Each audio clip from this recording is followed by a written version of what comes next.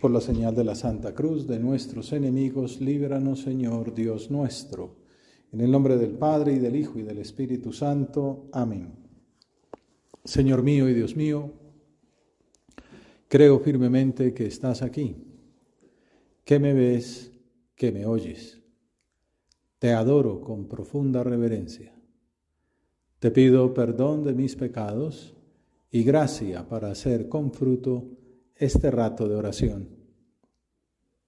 Madre mía Inmaculada, San José, mi Padre y Señor, Ángel de mi guarda, intercedan por mí.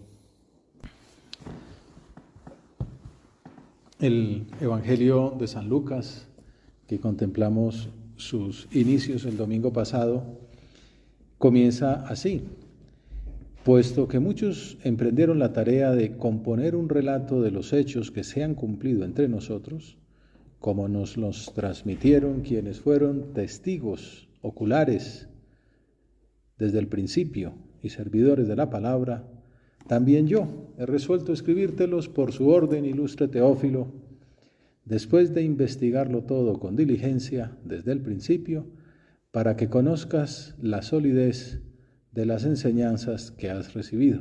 Es un prólogo de su Evangelio, pues que tiene mucho para estudiar. De hecho, se utiliza pues cuando se estudia la introducción a la Sagrada Escritura, mostrando, por ejemplo, la historicidad de lo que se relata, el esfuerzo que hay detrás, que son hechos cumplidos, que se entrevistó a testigos, que esos testigos se pedía que fueran sobre todo desde el principio, o sea, que hubieran conocido a Jesús mucho tiempo, que está dirigido al Teófilo, que no se sabe quién es, se supone que es todo lector, amante de Dios, que es lo que significa Teófilo. Pero una de las enseñanzas que podemos sacar es la importancia que en la Iglesia se le ha dado desde el comienzo a la doctrina sólida, a la formación intelectual para el anuncio del Evangelio. Todavía recuerdo mucho a David Mejía Verilla, de ilustre memoria, sobre todo en esta sede, que nos contaba cuando él estuvo en Roma, en el Colegio Romano, una meditación de San José María un martes, estaba glosando el Salmo 2. ¿Por qué se han amotinado las naciones y los pueblos meditan cosas vanas? Y entonces decía San José María, por ignorancia, hijos, por ignorancia. Entonces decía que era el gran enemigo del cristianismo, la ignorancia. Por eso decía que el Opus Dei es una gran catequesis. Y entonces eso quiere decir que para ser buenos catequistas hemos de tener mucha formación, de que tener deseos de estar siempre estudiando, ahondando en el conocimiento de nuestra fe. También porque el amor es fruto del conocimiento y el Señor puede dar pues grandes carismas sin estudiar, pero en nuestro carisma nos dice, el amor va a ser por lo que hayas estudiado. San José María decía aquello de que Dios no tiene por qué darnos ilustraciones extraordinarias cuando nos ha dado tiempo para estudiar. Entonces yo me dedico a chatear y luego que el Espíritu Santo me ilumine y dice, no, la luz era para que estudiara. Bueno, seguro que también nos la da si hace falta, pero gran catequesis, ¿no? Es una ocasión para recordar la importancia de ahondar en el estudio de la teología, el que pueda hacer una maestría, que la haga también, para mostrar la mutua imbricación de la fe y la razón, y para alimentar con ese estudio la propia oración como presupuesto para poderla anunciar a tanta gente que la está esperando. Celebramos hoy la fiesta de Santo Tomás y por eso pues, nos reunimos de un modo especial. Este santo tan importante, nacido más o menos en 1225 y muerto en 1274. No se tiene absoluta claridad de las fechas, pero es más o menos por ahí. Su dedicación al estudio fue extraordinaria, dice una de sus biografías. Estudió en Montecassino, como veíamos esta mañana en el desayuno, y luego pasó a Nápoles, a París, a Colonia. Tuvo pues una profunda formación, donde fue discípulo nada más y nada menos que de San Alberto Magno, donde también vemos, o sea, el Señor se sirve de esa providencia ordinaria, le da grandes dones intelectuales, pero también hay que ponerlos en en acto, ¿no? Acudiendo a las mejores escuelas, con los mejores maestros, estudiando bastante. Y San Alberto, también en esto se nota la grandeza de un santo y de un sabio, descubrió que ese discípulo podía ser mejor que él, ya se dio cuenta de su genio intelectual. Tomás destacó, dice en una de esas biografías, por su capacidad para integrar filosofía, la filosofía de Aristóteles, que bueno, también es providencial y se había desaparecido durante siglos, y los árabes la descubrieron y entonces empezaron a traducirla al latín y ya esa fue la que pudo estudiar Tomás de Aquino. Por ejemplo, Agustín solo conoció a Platón y intentó hacer esa síntesis de Platón cristianismo, pero es que Aristóteles es mucho Aristóteles, ¿no? Y entonces es mucha sabiduría humana. Y entonces Santo Tomás hizo ese esfuerzo de poner a dialogar la sabiduría humana de Platón, Agustín, pero sobre todo Aristóteles, con la doctrina revelada en el cristianismo, enriqueciendo el cristianismo con esas categorías filosóficas que exige mucho estudio. Creó un sistema filosófico teológico que sigue siendo fundamental en el pensamiento católico, muy recomendado, ¿no? para ahondar y para conocer a fondo. Escribió obras monumentales como la Suma Teológica, la Suma contra Gentiles, en las que abordó cuestiones profundas sobre Dios, la ética, el ser humano, la fe. Tiene un método que es muy interesante y sigue siendo muy valioso, y es el de presentar argumentos a favor, plantearse un tema, ¿no? A veces dice, tal tema, pienso esto, y ya. Cuando no es que ni siquiera lo piensa, no siento esto, ¿no? Dice, ya, gran argumento me parece. Nos decía, tal cosa, argumentos a favor, 1, 2, 3, 4, 5. Argumentos en contra, 1, 2, 3, 4, 5. Conclusión, tal. A favor, tal cosa. Y los argumentos en contra, pues no le pegan por esto. El argumento 2, pues se equivoca por esto. El argumento 3 argumenta.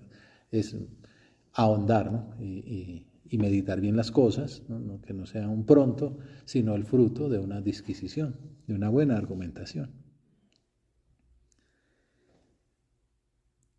Eso significa compromiso con la verdad y con el estudio profundo. No solo fue un estudioso, sino también, y esto es lo más importante, un hombre de profunda espiritualidad. Es decir, no solo fue un sabio, mejor dicho, sí, porque fue sabio, fue sabio por todo lo que vamos a decir. No solo fue un erudito, dijéramos, sino que era un santo, y por eso pues era sabio, porque el verdadero sabio es el santo. Como dice el refrán popular, al final de la jornada, aquel que se salva sabe, el que no, no sabe nada. Uno puede ir para el infierno con un premio Nobel o con 20 enciclopedias, ¿no? Pero si no sabe que la salvación era el amor de Dios, de nada le sirve. Generalmente el que estudia mucho sí se da cuenta de que la salvación está en el amor de Dios. Fue canonizado en 1323 y declarado doctor de la Iglesia en 1567. Por eso continuamos invocándolo y teniéndolo como maestro de espiritualidad, y para los que estudiamos, pues también un buen intercesor. Es famosa su oración para antes de estudiar, que la podemos hacer aquí nosotros. Creador inefable, que de los tesoros de tu sabiduría elegiste 3 jerarquías de ángeles y las pusiste de modo admirable sobre los cielos empíreos. Tú que dispusiste con orden admirable todas las partes del universo, eres la causa última. Tú que eres la verdadera fuente de luz y el principio supremo de la sabiduría. Dígnate infundir un rayo de tu claridad en las tinieblas de mi inteligencia.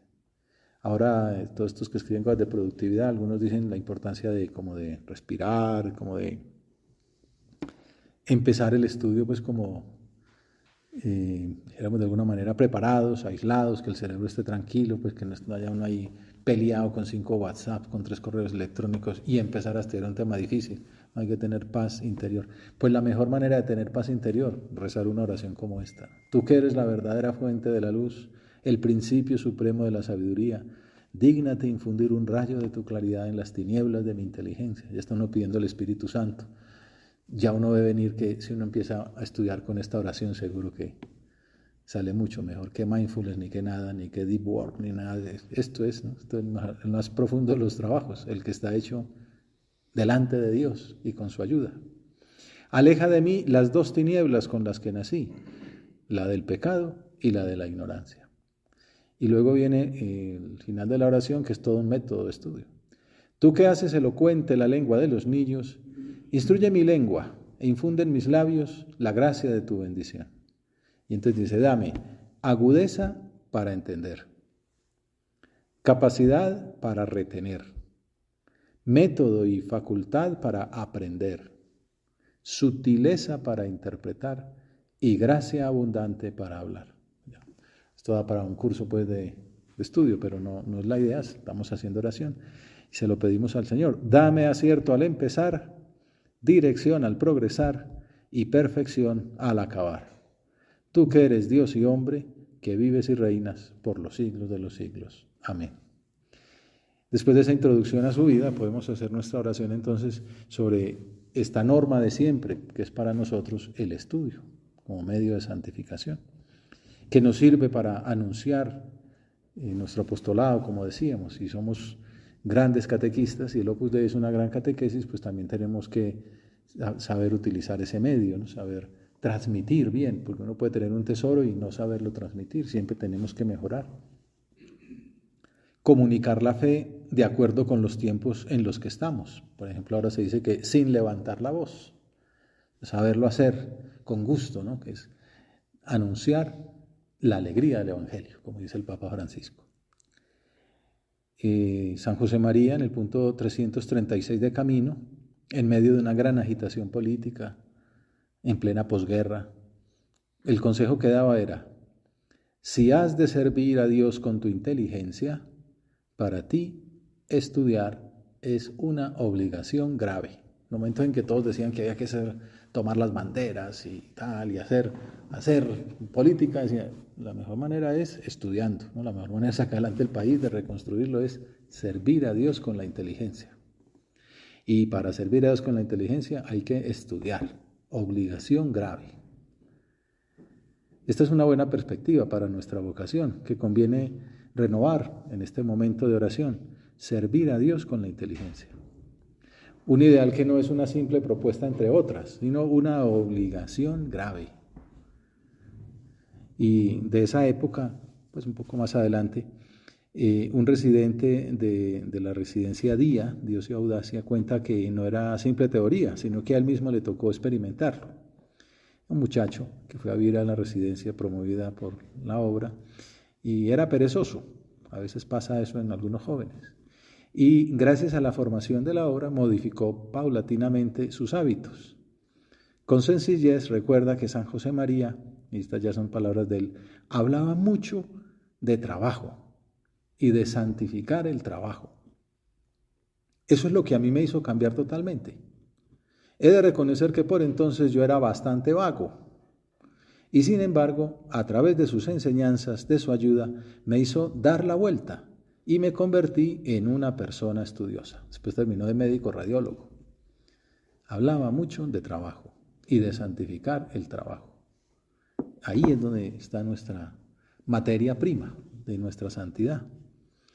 Otro de esos jóvenes que pidió la admisión como numerario, José María Alvareda, fue el primer rector de la Universidad de Navarra, un gran científico, comenta que el estudioso posee un rico panorama mental que no le satisface y levanta el espíritu, busca las dimensiones del mundo y se convence de que son pequeñas. Por eso es una norma de siempre, porque siempre se puede conocer más, se puede conocer mejor. El artista nunca está satisfecho con la obra, ¿verdad? Aquí que tenemos uno, siempre uno podría perfeccionarla más. Por eso la oración de Santo Tomás, ¿no? Dame luz, dame afinidad para acertar, para profundizar, para verlo mejor. Incluso en estos días también me acordaba, uno que pues por ser hombre está buscando pues los gozos, uno disfruta con la alegría. Qué gozo más grande que contemplar la verdad, pues cuando uno descubre, uy, claro, la verdad se relaciona con la libertad, pues por decir alguna cosa. uy, no lo había visto. Y uno goza. ¿Qué gozo más grande que descubrir algún aspecto de la verdad que uno no conocía o no había reparado? Puede ser tan bueno ver autores así grandes que le abren a uno horizontes. Don Pedro Rodríguez, un teólogo numerario, comentando ese punto 336 de Camino, el de la obligación grave, dice que los puntos de ese capítulo de estudio ponen de manifiesto la centralidad teológica, espiritual y apostólica del estudio. Si no es como un añadido, pues como quien estudia, no, es un punto central. Pues sobre todo para los que tienen como vocación, por ejemplo, la vida universitaria, la vida intelectual. Y del cotidiano quehacer profesional para todos, el estudio para el estudiante, el trabajo para el trabajador. Nuestro padre, dice, hablaba de la necesaria competencia profesional para amar y servir a la verdad, para exponer los motivos de la certeza. No simplemente porque lo digo yo, ni porque yo hablo más duro, ¿no? Sino porque me lo he estudiado, porque tengo un argumento y otro, y he estudiado este contraargumento y pienso que la manera de responder es esta otra, y este autor dice esto y pienso que se equivoca por esto, aunque tiene de bueno esto otro. Motivos de la certeza. En el fondo, todos lo estarán pensando, es la llamada de San Pedro a dar razón de nuestra esperanza. Entonces, un primer punto es el crecimiento intelectual, otro la vida interior, otro la formación y otro la personalidad. Vamos a ver si nos da tiempo para mirar las cuatro. En primer lugar, el crecimiento intelectual. El capítulo de Camino sobre el estudio, que entonces queda haciendo una invitación a mirarlo por aparte cada uno, que es tan bonito, es, dice una filósofa, una teología y moral del estudio, un vademecum, ese capítulo. El concepto clave para entenderla es unidad de vida. El estudio es un compromiso con la verdad. Y otro autor dice, y conlleva la lucha por adecuarla a la propia vida. Por eso decíamos que Santo Tomás no es importante solo porque supo mucho o porque escribió cosas muy buenas, sino porque además fue santo, ¿no? La mejora intelectual, el crecimiento intelectual, decíamos que es esta primera parte, es fruto de la búsqueda de la sabiduría. Por eso San Alberto Magno es otro ejemplo, ¿no? Magno, ¿no? Grande, porque conoció prácticamente todo lo que voy a conocer y además era santo, o precisamente porque era santo, pues le sacó jugo a todas esas capacidades que Dios le había dado.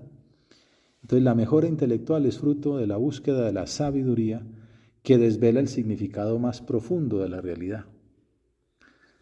Dice también San José María en Amigos de Dios, cuando aprendemos algo, descubrimos otras cosas que ignorábamos. Por lo cual ese crecimiento no solo es especulativo, sino también moral y espiritual, mucho más que simple erudición. Entonces ahí vamos viendo cómo se entrelazan estudio, amor a la verdad y unidad de vida. Uno entre más sabe, pues como que más está llamado a actuar en consecuencia, pues con lo que sabe, con lo que cree, con lo que ve. Recordemos en este momento el punto 428 de Surco, que ese es como el punto intelectual, pues por antonomasia, es una belleza, que además es fácil de acordarse, 4 por 2, 8, 428. Todo un programa para formarse lo que él llama una mentalidad católica, universal. Y entre las cosas que dice habla de horizontes amplios, ¿no? Hay gente que es como cerrada, ¿no? Horizontes amplios. Profundización, no quedarse, como dicen en Colombia, ¿no? que el sistema educativo es un océano de temas con 1 centímetro de profundidad. Entonces, profundización. Es que me acordé de lo que decían, ¿usted qué piensa de la educación en Colombia? Y entonces respondió, hombre, pues que sería bueno. Pues bueno, profundizar.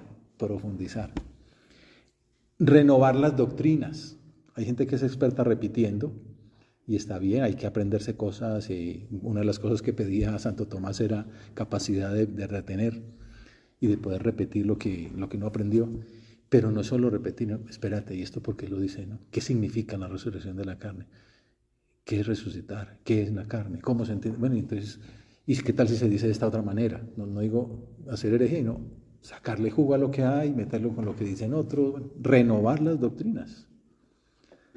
Atender con cuidado a la ciencia y al pensamiento contemporáneos. ¿Qué dijo el último premio Nobel? ¿Cómo escribe el último premio Nobel de literatura? ¿Qué dice el premio Nobel de química, el premio Nobel de medicina, el de economía?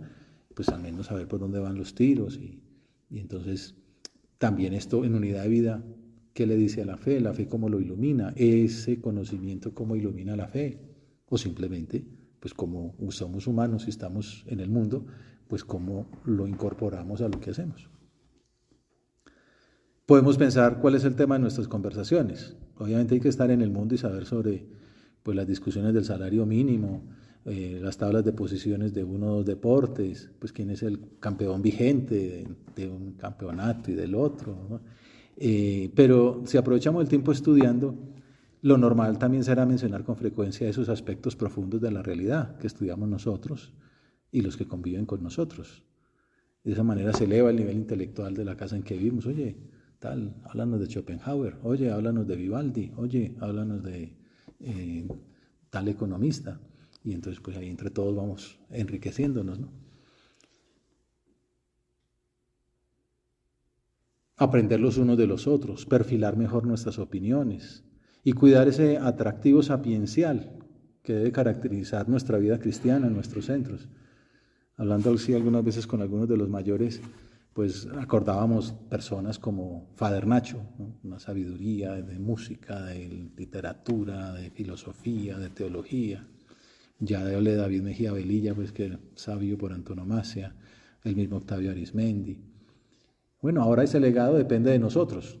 Dentro de unos años dirán fulanito, menganito, perencejo, ¿no? Dirán los nombres de ustedes, pues, que siguieron esa herencia. Bueno, todo eso es crecimiento intelectual. En segundo lugar, ha salido el estudio y la vida interior. Yo algunas veces he explicado la materia de filosofía de la religión y ahí en la etimología de la palabra religión es muy bonita. Y una de las explicaciones es religión vendría de relegere, volver a leer, ¿no?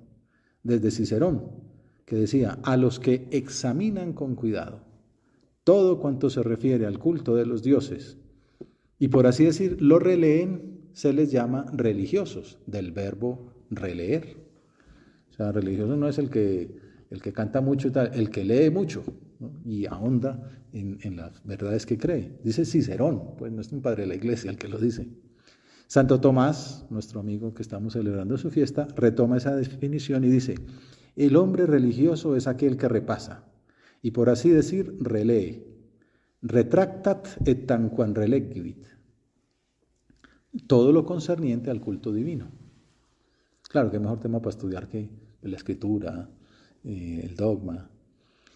Si religión viene de releer, es porque es necesario darle muchas vueltas a todo ello en el corazón. La religión nace de la lectura frecuente. Frequenti lezione, dice Santo Tomás. Muchos de ustedes han visto esa escultura de San José María que hay en la plaza de la Universidad de La Sabana y está muy bien escogida la frase del punto de camino que hay ahí a sus pies, que a los muchachos les ilumina, ¿no? También sacada de camino. Una hora de estudio es una hora de oración. Entonces el segundo punto era oración y vida interior. Una hora de estudio es una... Estoy estudiando economía, microeconomía, ¿no? Estadística, estoy haciendo oración. Forma parte de la unidad de vida y tiene consecuencias apostólicas. Don Álvaro, Beato Álvaro del Portillo decía a San José María que se había aplicado a conocer la voluntad de Dios mediante la oración y el estudio. Y una de esas fotos de su cuarto tal de trabajo y ahí está toda la teología dogmática de Smaus. Y la leía, y me acuerdo que al final de su vida decía, estoy leyendo en estos días el Tratado sobre la Trinidad. Y uno va repasando y... Es una piedad ilustrada. Me acordaba de don Javier Echevarría, que fue el prelado pues, que me tocó más, con el que conviví, que el que me ordenó de diácono, de sacerdote.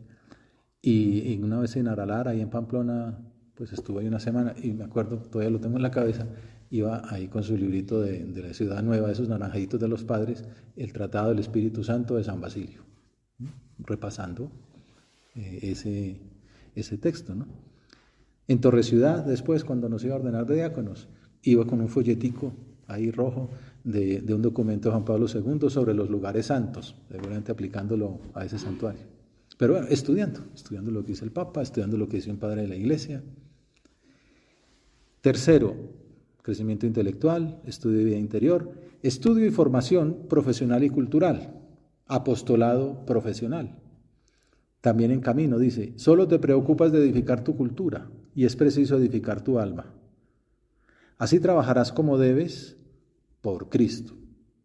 Para que Él reine en el mundo, hace falta que haya quienes, con la vista en el cielo, se dediquen con prestigio a todas las actividades humanas y desde ellas ejerciten, de modo callado y con eficacia, un apostolado de carácter profesional. Esta es la peculiaridad del Opus Dei. Esto es el verdadero carisma de San José María.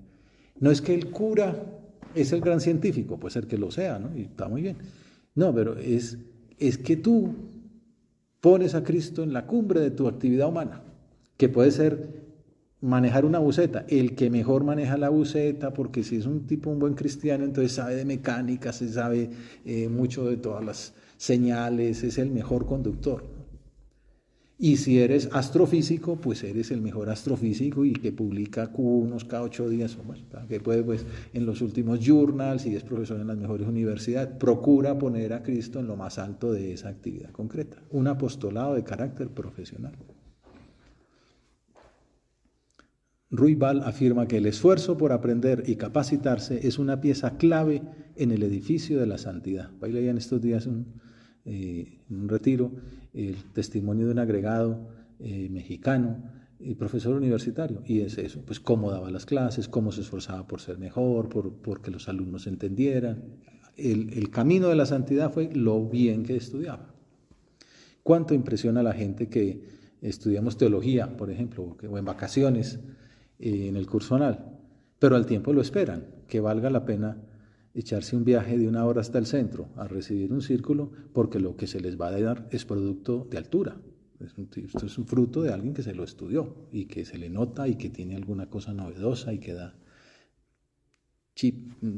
pistas y luces para crecer y para pensar. La ignorancia es obstáculo y enemigo. Por eso es que decimos que la obra es una gran catequesis y hoy, por ejemplo, se exige rigor lógico. No defraudar a las almas con, como decía alguien, malabarismos intelectuales que oscurecen la verdad. No, al contrario, alto rigor lógico que muestra más la verdad, que hace fácil entender. Ni dogmatismos, ni repetir como loras, no, estudiar, pensar, razonar, debatir. Y para eso hay que apagar el ruido, las notificaciones, redescubrir el recogimiento, el silencio, el retiro, el tiempo de trabajo de la tarde, el tiempo de la noche, las horas de estudio. Me acordaba de un amigo que está haciendo la tesis doctoral y bueno, hay mucho trabajo, tráfago de la vida cotidiana. Y dice, no, pues me tocó, voy a hacer todos los días, de 5 a 6 de la mañana, me dedico a la tesis. Entonces se levantaba a 4:30, hacía oración, bueno, para tener esa horita, dedicarla a la tesis. Y eso durante meses, pues la terminó. El estudio es a la inteligencia, lo que el deporte al cuerpo. Hay gente que le gusta mucho ir al gimnasio, es un buen símil, ¿no? Cuidar más el cerebro que los músculos. No está de más recomendarlo. Se trata de que la doctrina informe el entendimiento y mueva la voluntad para amar. Es un deber urgente y precioso. Pensar en el cuidado que puso nuestro Padre en la formación de los 3 primeros sacerdotes, por ejemplo. Decía, es que me estoy jugando el alma. También para dejarlo claro, y por eso pedía que hicieran doctorado. Pues no porque todos vayan a hacer grandes carreras universitarias, sino porque se aprende a estudiar, y se aprende a ahondar, y se aprende a perseverar en el estudio de un tema. Y por último, el estudio que desarrolla la personalidad. Me acuerdo mucho de don Ismael Sánchez Bella, nos lo contaba, que en el año 39 se vio con San José María en un patio por ahí en Valencia, y San José María simplemente lo vio y le dijo, Ismael, desarrolla tu personalidad. No me olvidé esa anécdota, como ¿sí? Sé hombre, ¿no? Trabaja, pero el estudio es la mejor manera de desarrollar la personalidad. Cuenta Ana Sastre que el profesor Severo Ochoa daba un consejo. No digan ustedes nunca a sus alumnos que para ser Nobel es preciso ser un genio. Él era Nobel. Es necesario sí tener una inteligencia suficiente, jugar muy bien con la oportunidad y la suerte en el terreno investigador, pero luego el resto es trabajo, trabajo y trabajo. Como yo no soy genio, no voy a ser bueno, no, precisamente como no soy genio, quizás no me toca trabajo, no, trabajo. Tengo que trabajar 9 veces para poder llegar al nivel del mejor. Pues ese es el camino. De hecho, eso dicen del Papa también, que esperaba mucho y daba mucho. Pero bueno, se nos acabó el tiempo. Concluyamos con ese otro consejo de camino, pues que es maravilloso, el 301. Un secreto a voces. Estas crisis mundiales son crisis de santos. Dios quiere un puñado de hombres suyos en cada actividad humana. Después vendrá la paz de Cristo en el reino de Cristo. Podemos concluir entonces con la oración de la misa de hoy de Santo Tomás. Oh Dios, que hiciste sublime a Santo Tomás con los carismas de los apóstoles y enriqueces a tu iglesia con nuevos hijos, concédenos, te rogamos, que lo que él enseñó con su inteligencia lo imitemos nosotros con nuestras obras y que lo que realizó en su pasión lo experimentemos en nuestra vida. Por nuestro Señor Jesucristo, tu Hijo, que vive y reina contigo en la unidad del Espíritu Santo. Amén. Te doy gracias, Dios mío, por los buenos propósitos, afectos e inspiraciones que me has comunicado en esta meditación. Te pido ayuda para ponerlos por obra. Madre mía Inmaculada, San José, mi Padre y Señor, Ángel de mi guarda, intercedan por mí.